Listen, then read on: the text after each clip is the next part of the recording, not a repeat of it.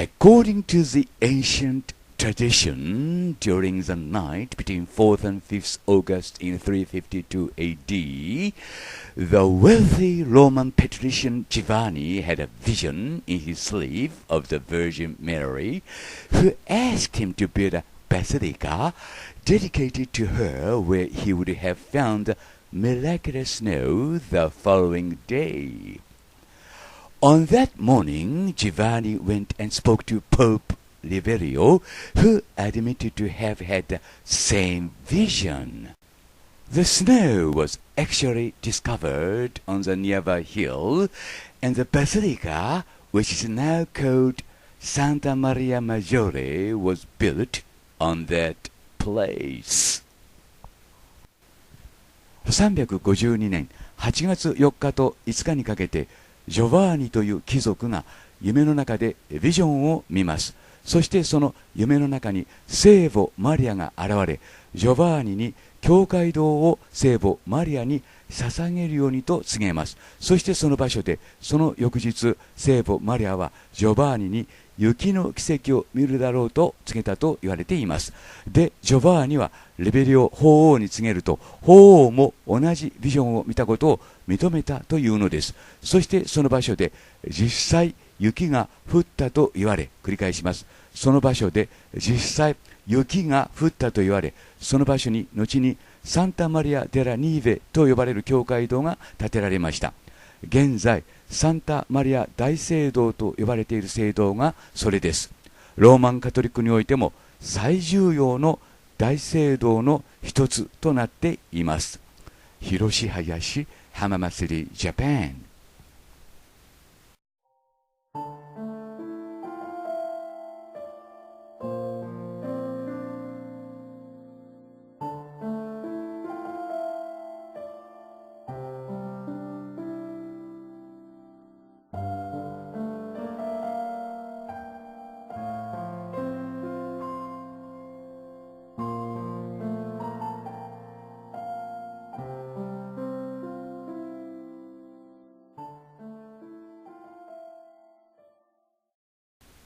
352年8月に起きた雪の奇跡事件は本当に雪だったのかということになります。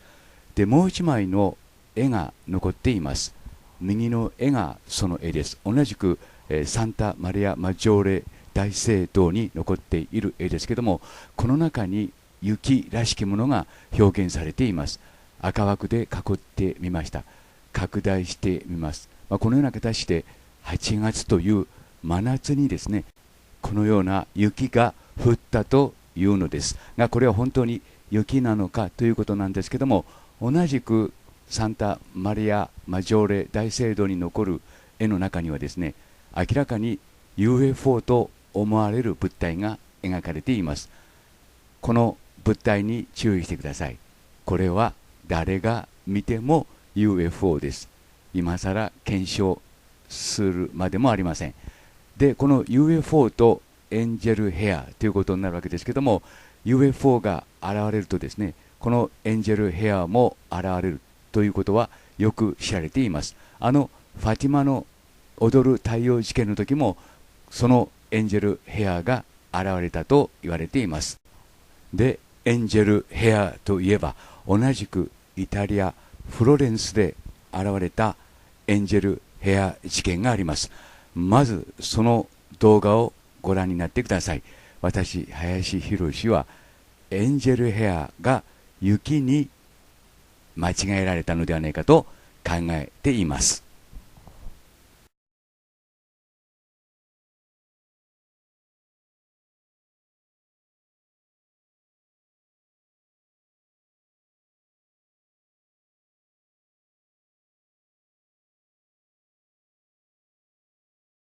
Football match in Florence, Italy 1954. 60 years ago a football match ground to a halt when unidentified flying objects were spotted above a stadium in Florence. Did aliens come to Earth? If not, what were they?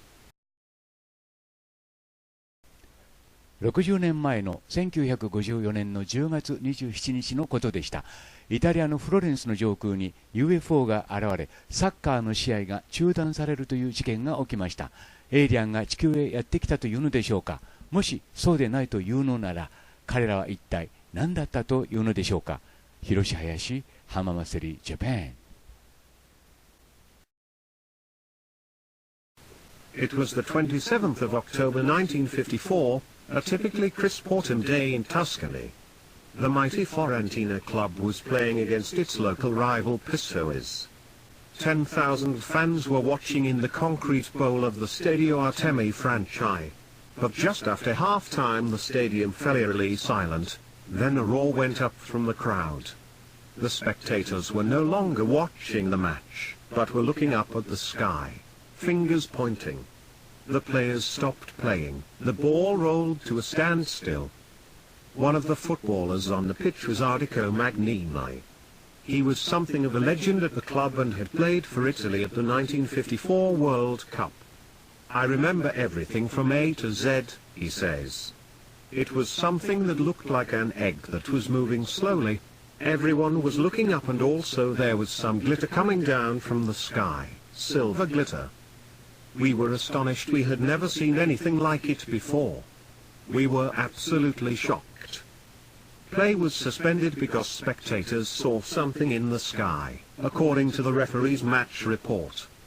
Among the crowd was Gigi Boni, a lifelong Fiorentina fan. I remember clearly seeing this incredible sight, he says. His description of multiple objects differs slightly from Magnini's.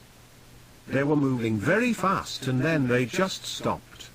It all lasted a couple of minutes. I would like to describe them as being like Cuban cigars. They just reminded me of Cuban cigars, in the way they looked. Boni has spent many years reliving that day in his mind. I think they were extraterrestrial. That's what I believe, and there's no other explanation I can give myself. Another of the players, Rimolo Tusi, still sprightly in his 70s, agrees. In those years everybody was talking about aliens, everybody was talking UFOs, and we had the experience. We saw them directly, for real. The incident at the stadium cannot simply be interpreted as mass hysteria. There were numerous UFO sightings in many towns across Tuscany that day and over the days that followed. According to some eyewitness accounts, a ray of white light was seen in the sky coming from Prato, north of Florence. Another man who relishes the chance to speak about that day is Roberto Pinotti, the president of Italy's National UFO Center. He has written many books about UFOs, and his home in the center of Florence is stuffed full of alien memorabilia, posters of old Italian B-movies, framed newspaper articles and black and white photographs of blurry flying saucers. The players and the public were stunned seeing these objects above the stadium, Pinotti says. At the time the newspapers spoke of aliens from Mars.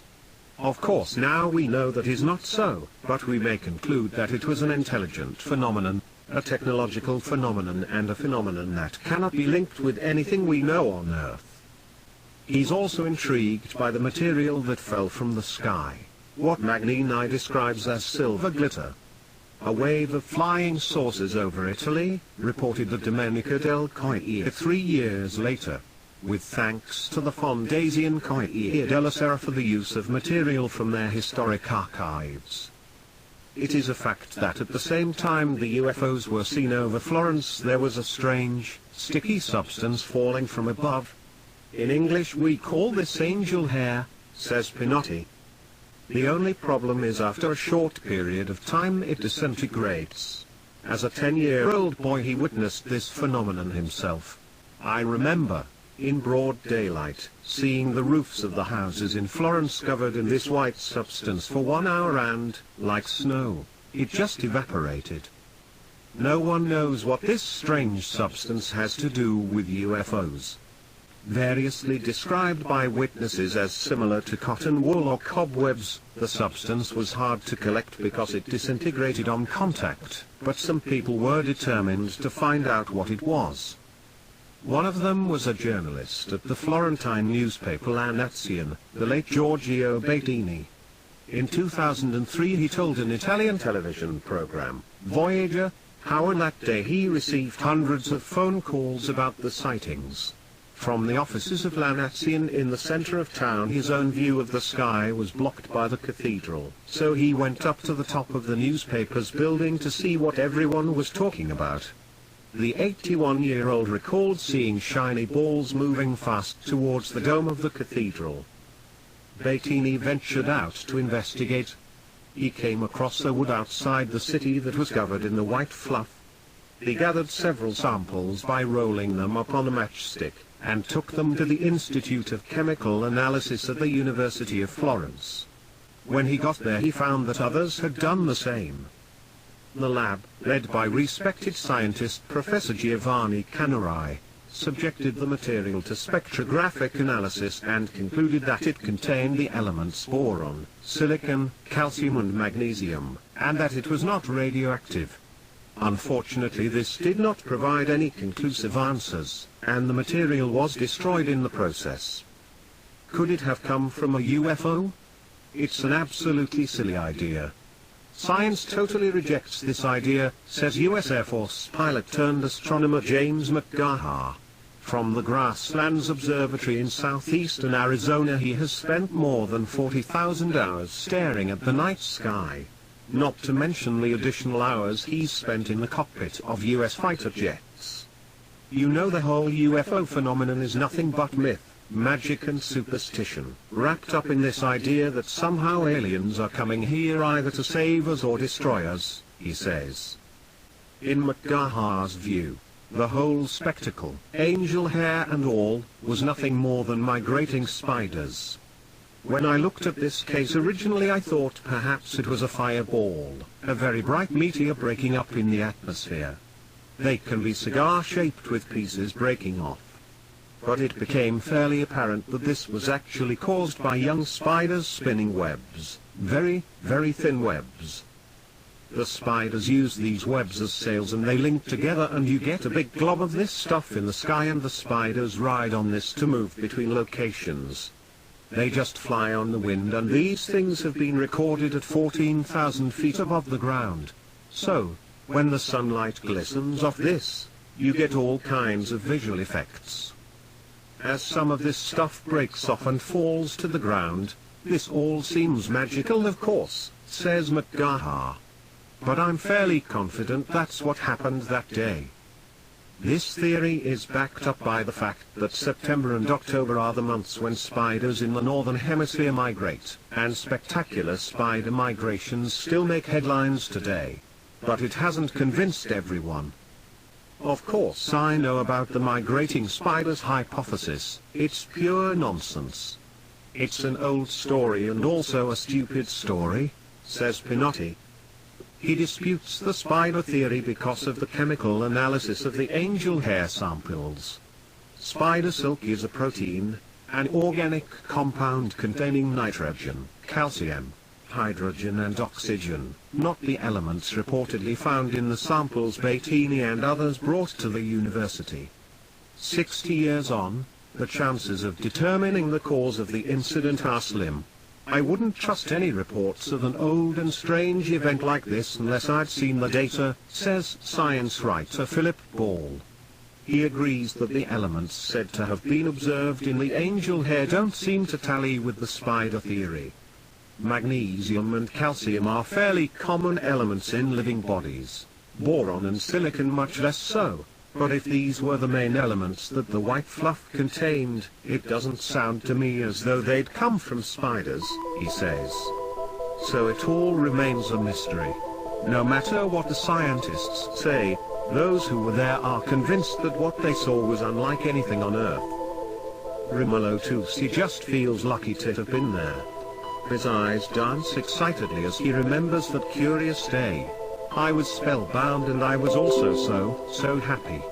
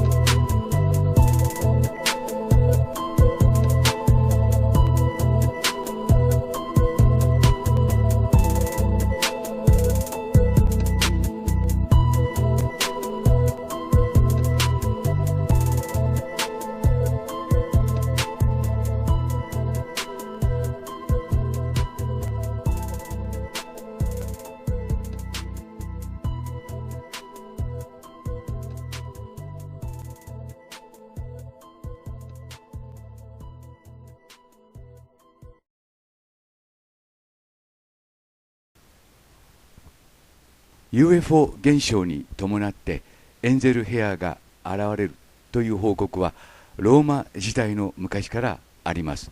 そして聖母マリアがですね、人間の前に現れて、いわゆる人間を指導するという事件は過去においてもたびたびありました。最もよく知られている事件がですね、グアダルーペ事件というのがあります。そのグアダルーペ事件の時はですね、ファン・サンディエゴの前に聖母マリアが現れてですね、やはり同じように聖堂を作るようにという指示を与えています。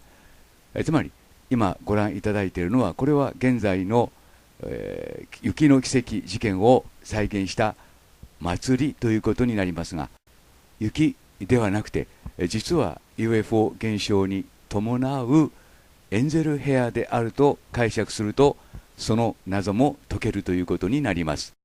はっきり言えば352年の8月という夏の日に起きた雪の奇跡事件なるものは、言うなれば聖母マリアの手品の一つであったということになるのではないでしょうか。Bye for now.